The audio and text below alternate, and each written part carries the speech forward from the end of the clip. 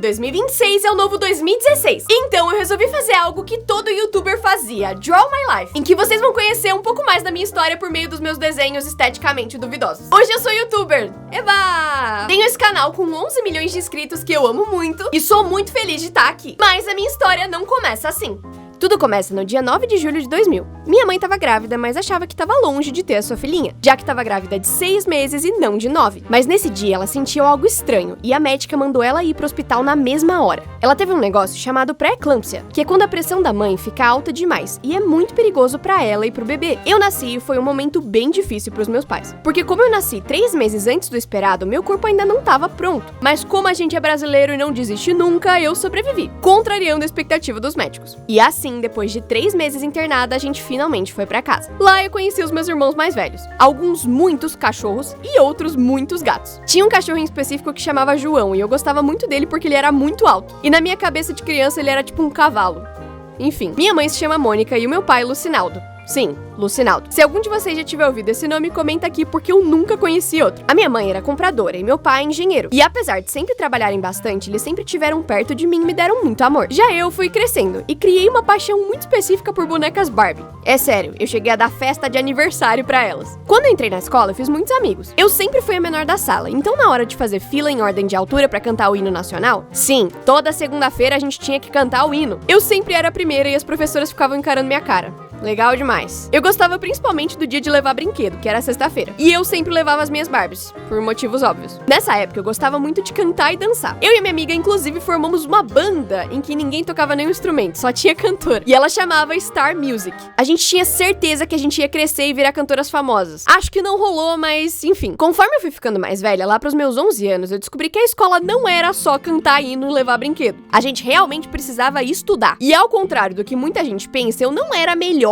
da turma nessa época. Eu mudei de escola e aquele tantão de amigo que eu tinha ficou pra trás. Mas eu conheci meus 2 melhores amigos e a gente era muito grudado. Nessa época, meu pai tinha mudado de emprego e começou a trabalhar de casa. Eu tava muito feliz porque a gente passava o dia inteiro juntos. Ele me buscava na escola e a gente comia Burger King toda vez que eu tirava uma nota alta numa prova. Sim, foi um bom incentivo pra eu estudar mais. Mas as coisas mudaram um pouco quando ele começou a ter alguns apagões na visão. Começou fraco, ele ficava sem enxergar por alguns segundos e depois voltava ao normal. Mas as coisas progrediram rápido e apesar da gente ainda continuar muito próximo, ele já não conseguia dirigir pra me pegar na escola e nem sair comigo pra almoçar. Nessa época, eu comecei a assistir anime e fazer cosplay. Eu me encontrei muito nisso e além de gostar de ir em eventos de anime e comer lamen com os meus amigos, eu também comecei a fazer as roupas e armaduras de cosplay. E foi algo que eu fiz até os meus 20 anos. Ah, e eu também pintei meu cabelo de várias cores diferentes nessa época. Ele foi literalmente azul, vermelho, verde, rosa, laranja, enfim. Quando eu tinha 13 anos, meu pai ficou completamente cego e perdeu a função dos 2 rins. Ele parou de trabalhar e começou a fazer hemodiálise, que é basicamente quando você fica conectado em uma máquina que filtra o seu sangue quando o rim para de funcionar. E não conseguia fazer muita coisa sozinho. Então, sempre que eu voltava da escola, passava a tarde com ele e ajudava em tudo que ele precisava. Apesar de ser bastante responsabilidade, eu gostava de passar esse tempo com ele. A gente conversava sobre tudo, ele me contava histórias e me ensinava as matérias da escola. Nessa época também, a minha vida na escola ficou meio complicada. Além das minhas notas caírem, eu comecei a sofrer bullying de uns queridos. Eu ganhei alguns apelidos maldosos porque era bem magra e pequena e levei alguns empurrões de outros filhos da puta. Apesar de ter sido bem chato, não durou muito tempo porque minha mãe foi conversar com o diretor e quebrou o pau pra me defender. Obrigada, mãezinha, você é das brabas. E logo eu mudei de escola pra ir pro ensino médio. Ensino médio é um negócio que a gente sonha muito quando é criança. Eu vi os filmes e séries dos Estados Unidos e imaginava que eu ia ser uma líder de torcida, que deixava seus livros no armário do corredor, mas a realidade é um pouco diferente. Na minha primeira semana de aula, durante a educação física, eu, desengonçada, bati a testa numa grade, o que quebrou meu óculos na minha cara. O resultado foi que eu levei alguns pontos na testa e tive que tomar a pior vacina da história, chamada antitetânica. Alguém aqui já tinha reparado nessa cicatriz que eu tenho em cima da sobrancelha? Nessa época também foi quando eu descobri o demônio aterrorizador de adolescente chamado vestibular. Não sei o que acontece, que quando você faz 15 anos, começa a surgir professor, parente, amigo, calango com essa maldita pergunta: você já sabe o que vai fazer de faculdade? Eu já sabia. Eu sempre soube que queria trabalhar com cinema, fotografia ou alguma coisa nesse sentido. Só que tinha um pequeno problema. A faculdade que eu queria fazer, a Unicamp, era muito concorrida. E foi aí que eu comecei a estudar que nem uma condenada e ganhei o carinhoso apelido dos meus amigos de a louca do vestibular. por que será, né? Quando eu tava no terceiro ano, a gente finalmente descobriu o que tinha deixado meu pai doente. Desde que ele começou a ter os primeiros sintomas, a gente tinha ido em vários médicos que criaram várias teorias do que poderia ser, mas ninguém nunca tinha acertado. Até agora. Erdheim-Chester. Sim, o nome é tenebroso. É uma doença extremamente rara, que tem menos de 1000 casos na história do mundo todo. Ganhamos na loteria, né? A loteria errada, mas enfim. Descobrir foi legal, mas a gente também descobriu que não tinha cura. Só um tratamento experimental que talvez ajudasse com alguma coisa. Já eu não passei na faculdade de primeira, mas depois de um ano de muito estudo no cursinho, eu passei na tal Unicamp. O curso começou e eu botei na cabeça que eu seria a melhor aluna da turma, porque eu tinha o sonho de fazer um intercâmbio, e pra conseguir essa bolsa eu precisava ter as melhores notas possíveis. Sinceramente, parecia meio impossível, principalmente porque a situação de grana em casa piorou desde que meu pai parou de conseguir trabalhar e precisava de um tratamento caro. Mas mesmo assim, eu pensei, vai que, né? Além de estudar muito, eu comecei a vender brigadeiro todos os dias na faculdade. Como eu tinha aula o dia todo, eu chegava bem cedinho e espalhava alguns brigadeiros pelo campus com um potinho do lado. A ideia é que as pessoas pegassem um docinho e deixassem o dinheiro. Na maioria das vezes funcionava, apesar de alguns ladrõezinhos pegarem sem pagar. E eu comecei a juntar algum dinheirinho. O meu primeiro ano foi ótimo, até que na segunda semana de aula, no dia 13 de março de 2020, um professor falou: a gente vai ficar 15 dias sem aula por causa de um tal de coronavírus. Vai dar em nada esse negócio, aproveitem pra descansar, sei lá. Spoiler, não foram 15 dias. Nesse meio tempo, eu acabei ficando sem muita coisa pra fazer, porque a faculdade não tinha se ajeitado ainda pra ter aula online. E eu tinha baixado um aplicativo novo, chamado TikTok, pra ver uns vídeos curtos. E pela falta do que fazer, eu pensei, por que eu não gravo uns videozinhos? E eu gravei. Só que alguns malucos começaram a gostar desses tais videozinhos. E eu fui aos poucos crescendo e ganhando uma audiência que gostava de mim. Logo, o YouTube também aderiu aos vídeos curtos. E em 2021 eu comecei a postar shorts. Nesse meio tempo, eu tinha aula online todo dia e também arrumei um emprego, que eu gostava muito e me ensinou bastante, inclusive. Então, pra conseguir dar conta de tudo, eu acordava às 5 da manhã, gravava tudo o que precisava, entrava no trabalho às 9 e na aula à tarde e à noite. Foi assim por mais ou menos um ano, que foi quando eu cheguei em 100 mil inscritos no YouTube e ganhei essa placa linda. E foi também quando eu comecei a ganhar mais com a internet do que eu ganhava com o meu emprego. Aí eu me demiti. As coisas em casa tinham melhorado também. O meu pai tinha parado de piorar por causa do tratamento e a minha mãe tinha conseguido um emprego melhor. Por isso, eu tive o privilégio de conseguir guardar todo o dinheiro que eu ganhei com os 2 trabalhos. E no terceiro ano de faculdade, depois de estudar muito, eu consegui uma bolsa para estudar na Dinamarca. Eu queria muito ir, mas tinha muito medo de deixar minha família aqui e eles precisarem de mim. Mas os meus pais sempre foram muito incríveis e me apoiaram muito. E eles disseram que era pra eu ir e viver todas as coisas que eles não viveram. E eu fui, com o coração apertado, mas eu fui. Eu não fazia ideia do que era Dinamarca, do que tinha lá e do que esperar.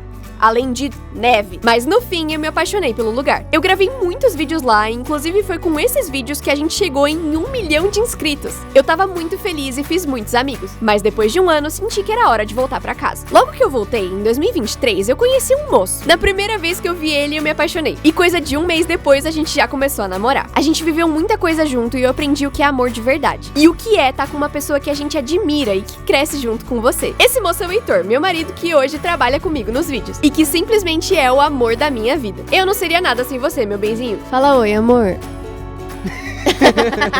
Oi, amor. Eu também não seria nada sem você.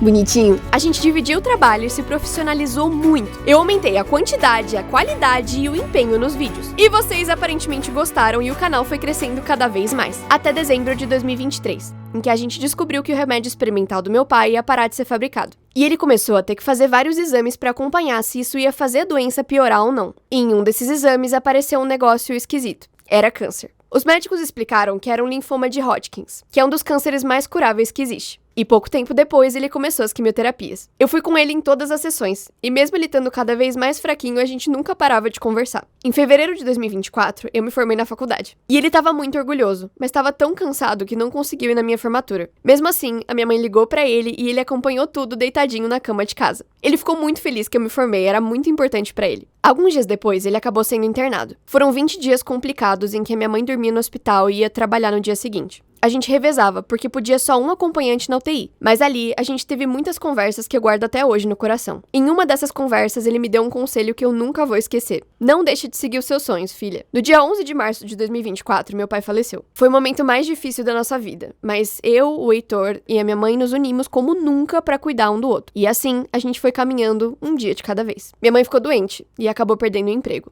Mas com o carinho da família e médicos muito bons, ela foi melhorando e melhorando. E hoje ela tá feliz num trabalho que ela ama. Com a morte do meu pai, o canal virou um lugar pra eu me distrair. Eu passava dias escrevendo roteiro, desenvolvendo vídeos como forma de lidar com as minhas emoções. Por um lado, eu não percebi que tava com depressão. Por outro lado, isso deu um resultado que eu nunca ia imaginar. Em 2025, o canal foi o mais visto do Brasil, com uma média de 1 bilhão de visualizações por mês. E também nos tornamos 10 milhões. Sobre a depressão, o mesmo médico que ajudou a minha mãe também me ajudou. E eu comecei a tomar um remédio que me fez melhorar muito. Eu continuo fazendo terapia para lidar com todas as coisas complicadas que aconteceram na minha vida e tô cada vez melhor. Com o sucesso do canal, eu tive oportunidades incríveis. Conheci pessoas que eram meus ídolos de infância, tipo fazer parte do aniversário de 20 anos do YouTube e gravar com o Iberê. Fui pra lugares muito legais, tipo quando o YouTube me chamou pra ir em um evento em Nova York, New York City. E foi aí que eu e o Heitor pensamos, mano, como a gente vai comemorar os 10 milhões? Então, nós unimos o útil ao agradável, também conhecido como loucura à maluquice. E chegamos na ideia de voar usando balões de gazélio e juntar mais outros 10 youtubers num vídeo só. Essa história vocês conseguem ver no vídeo que já saiu, mas o resumo foi que foi uma doideira. A gente passou uns 3 meses trabalhando nisso, deu um monte de coisa errado, mas deu um monte de coisa certo também. E eu voei. E eu acho que a vida é meio que isso. Muita coisa acontece e a gente fica se perguntando por que tem que ser desse jeito? Por que não pode ser mais fácil? Mas hoje eu sei que cada coisinha que aconteceu foi um passo que me trouxe até a pessoa que eu sou. As suas conquistas, sua personalidade, os seus amigos. Nada disso estaria aqui se essas coisas não acontecessem. Então mesmo que você esteja num momento difícil, lembra do que o meu pai me disse. Não desiste, porque eu te garanto que no fim as coisas se juntam e fazem sentido. E vai valer a pena. Muito obrigada por assistir esse e outros vídeos. E fazer parte dessa história que eu tenho tanto orgulho. Eu tenho certeza que os próximos anos vão ser tão intensos quanto esses e vem muita coisa legal por aí. Espero que vocês tenham gostado de saber um pouquinho mais da minha história e esteja se sentindo um pouquinho mais corajoso pra enfrentar qualquer problema que apareça na sua vida também. Se você ainda não viu aquele tal vídeo em que eu vou usando as bexigas, é esse aqui. Sim, foi tão insano quanto parece. E eu recomendo que você veja porque tá bem divertido. Até o próximo vídeo.